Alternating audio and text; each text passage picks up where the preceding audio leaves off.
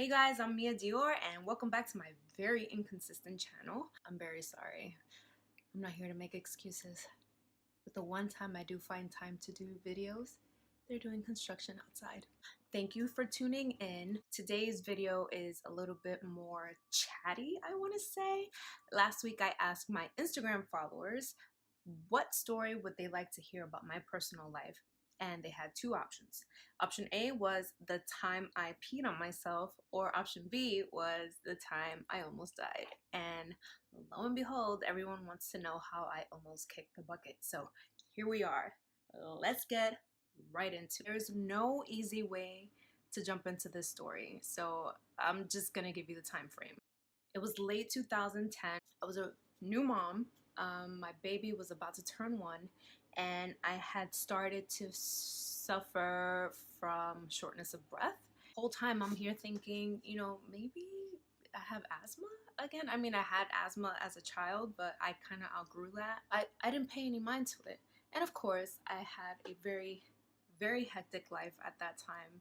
I was trying to keep a consistent job. I was raising my son. I still didn't have my own place. And all of those factors, playing in, didn't really leave me any space to think about myself, which I find it's kind of normal for new time moms, and it's pretty unfortunate. The shortness of breath started getting worse. And I'm talking about, it would feel like I was breathing through a damn straw. I felt like an elephant was sitting on my chest. Then I started thinking, maybe I'm having like a slow anxiety attack. I was coming up with all of the possible excuses just not to go to the doctor, because I hate going to the doctor. I stay on top of my health, but just like any random thing, I'm just like, oh. You just fix yourself, drink some water, throw some coconut oil on that bit. The breathing was getting worse and worse by the day. I couldn't go up a full flight of stairs. I'm talking about, I would get to the third step and I was like,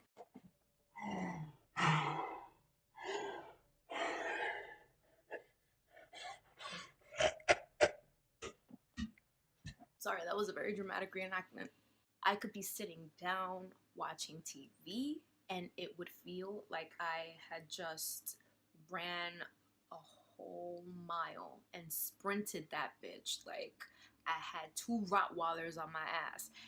And I would just be sitting down watching Wendy Williams. Like, listen, Wendy, I know the tea is hot.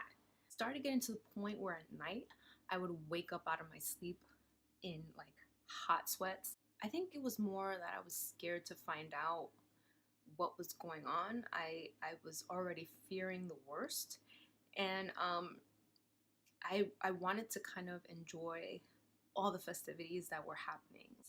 But I couldn't get to Christmas. I couldn't take it anymore. And one day I just got up and I took my son with me because I didn't have anyone to kind of watch him that day. And I rushed to the emergency room. First thing I said was, I can't breathe. And if anyone knows the trick to getting into triage right away, is when you go in and you say, I can't breathe. And those nurses were like,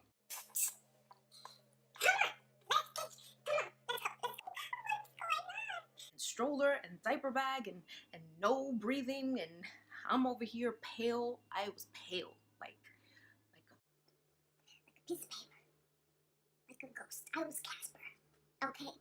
And I was damn near Casper in real life. Get me to the back. They sit me in the area where all the asthmatics sit, and they immediately put me on a asthma regimen. I was there on medication for 4 hours. Then they decided to take me to get x-rays, and I had to wait after the x-rays to go get a CAT scan. And all of this with a baby in tow. Then I had to wait and wait. Okay, guys, what the fuck is going on here? Is somebody gonna tell me something? Like, is anything, going on with me? Because if not, my grandma called me. I got some arroz con pollo y habichuela waiting for me in the house, and I'm kind of hungry. My son's getting finicky. I'm trying to get the fuck up out of here. What the fuck is... The nurse comes by. The nurse comes to me. He's like, sweetheart, what are you doing here? And I'm like, well, I haven't heard from anyone. No one has told me anything. Am I supposed to be getting discharged? Because I think, you know, they're just saying that it's asthma or something like that. And he's like, oh no. Oh no, sweetheart, do you have someone to come pick up your son? You're going to be admitted. And I'm like, Admitted? Admitted where? Admitted to the club? he's like, did no one come speak to you? And I'm like, well, clearly I'm still here without any information. Could you care to let a bitch know what the fuck is going on? And he's like, well, I can't really tell you, but I'm gonna tell you because I need you to get someone to come get your son, and then I'll have the doctor come over. And I'm like, okay. Lay it on me, nurse. It seems like your scans come up showing that your left lung is full of blood clots. And there's one that's traveling to your brain. And we would like to get you on treatment immediately to stop this from happening because it's very likely that you can stroke out.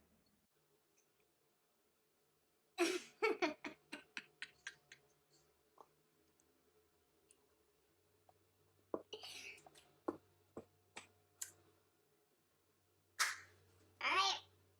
This is what's happening. Shit. I took a deep breath and I said, okay, let's call mom, because this is literally a life or death situation. I call my mom. My mom is a beautiful person. She has a beautiful soul. She loves to help people. My mom is fucking dramatic. And I give it to her. She had the right to be dramatic in this instant, in this situation. When I called her and I said, Mom, I'm in the hospital. Ay, mija. Mija, ¿qué pasó? ¿Por qué tú no? Why didn't you tell me that you were going to the hospital? Mija. Well, and I'm like, lady, I just need you to get here.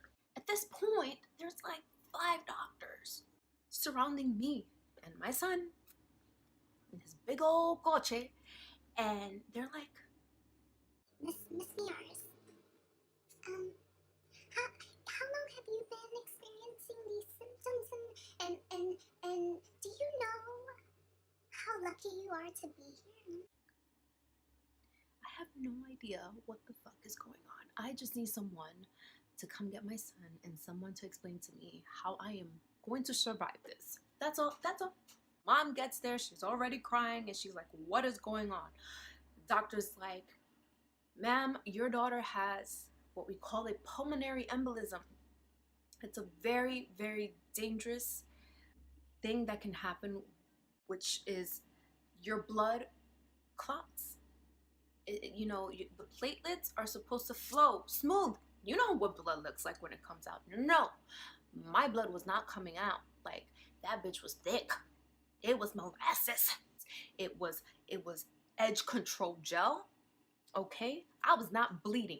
When they went in to try to take blood out, they were like, hold up, we gotta inject her with some kind of fluid. That bitch was not coming out.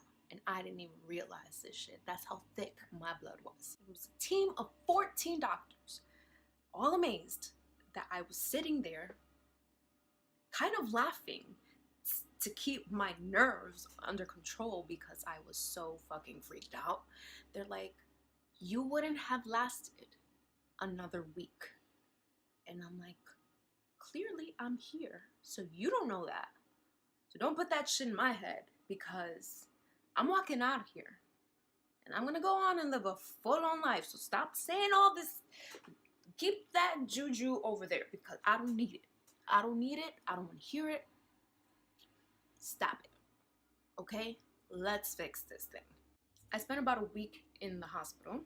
To be quite honest, The entire experience, I felt like I was having an outer body experience. Like I was standing outside of myself, looking at everyone surrounding me.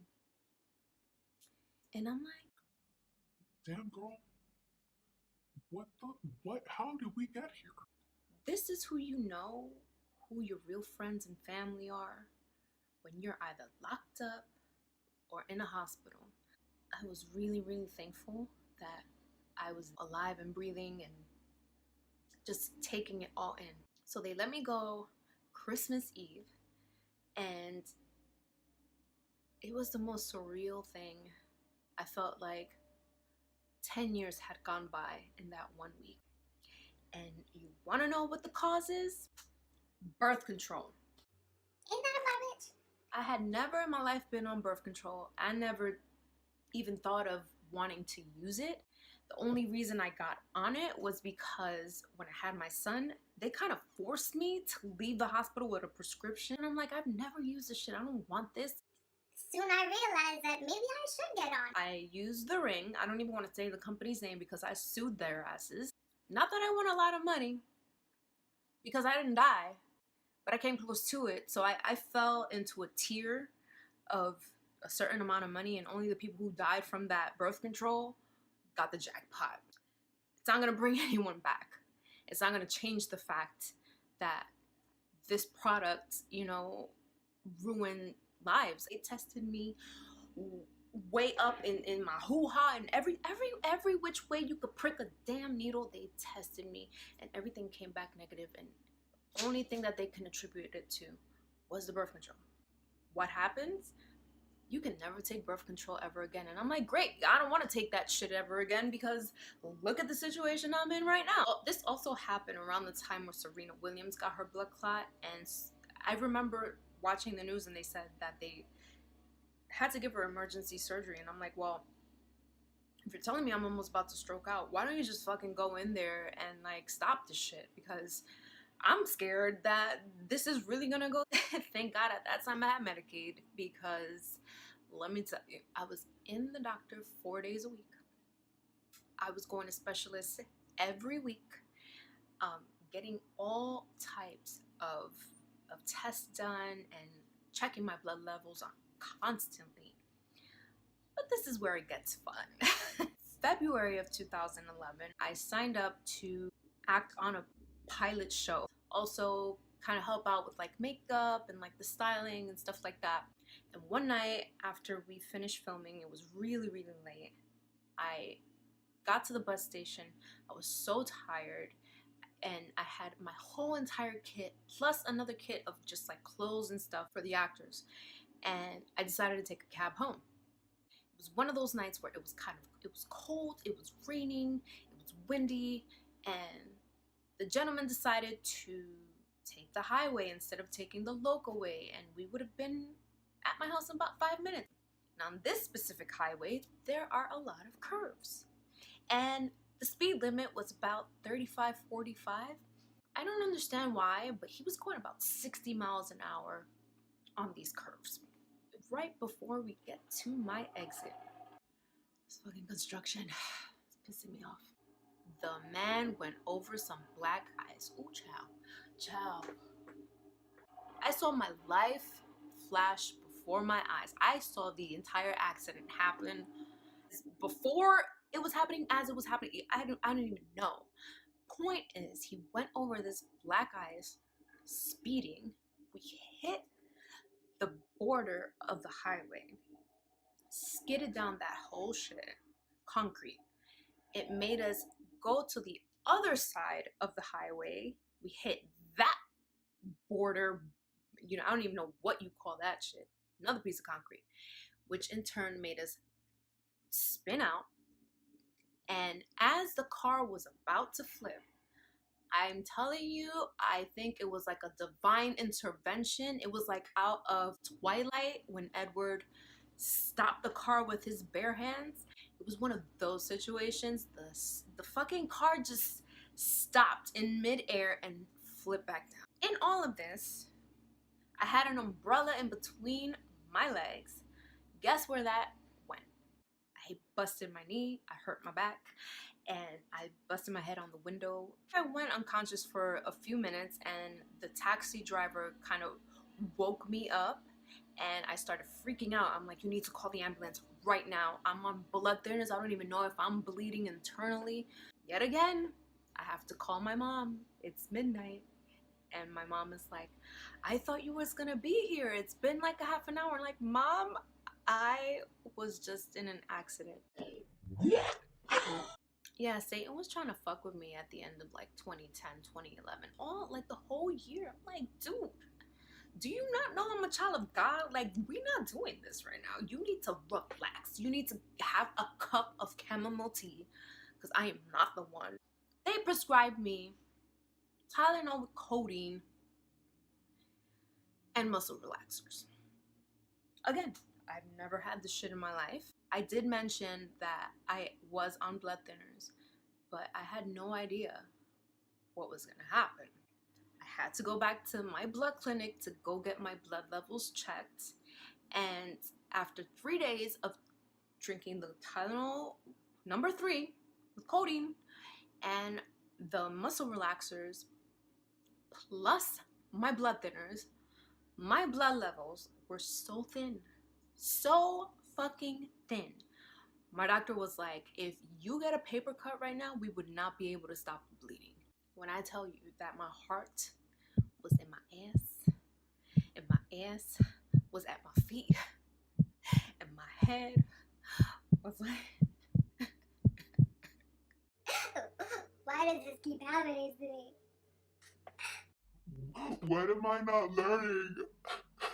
Thank God I came out of that fine. After this whole entire experience, I walked away fine. I'm healthy. Only thing is that if I ever decide to have a kid, which I did have a kid after this whole situation, I would have to be on blood thinners the entire pregnancy, and sometime after, anytime I would have to have surgery, I have to be on blood thinners afterwards. It's like, you know what? Fuck this shit. I'm going to get my tubes tied. And that's exactly what I did. I closed up shop. God blessed me with a boy and a girl. Thank you, Jesus. Thank you, God, the Most High, the universe, whatever you believe in. I thank them. I am grateful that even though throughout this whole entire experience, even though it was the most scary shit I probably ever went through in my entire life, I am grateful that I am here. I am grateful that I have a wonderful, beautiful family. And I'm grateful that I choose every day to go after my dreams, because this whole experience just taught me that life is not guaranteed. And if you don't do it now, you'll never do it. I just want to say, if you have something that you think about every day, whatever it is that's in your heart that fills you, go for it. Go for it, because time is just an idea, and time can literally be here and then literally not. With that, I'm gonna leave you to it, because the construction outside is fucking annoying, and I'm pretty sure you guys are sick of hearing me talk. Don't forget to like and subscribe and comment on this video. Let me know what you think. Let me know if you've been through anything like this before. I'm looking forward to hearing your stories. Don't forget to follow me on Instagram and Twitter at Mia Dior. Don't forget to listen to my song Toda La Noche, and this is important. My next project is called Alas. It's coming out very, very, very soon, and I cannot wait to share this song with you. I love you guys. Thank you so much for supporting me and everything and all the crazy shit that I do. I love you so much. Be blessed and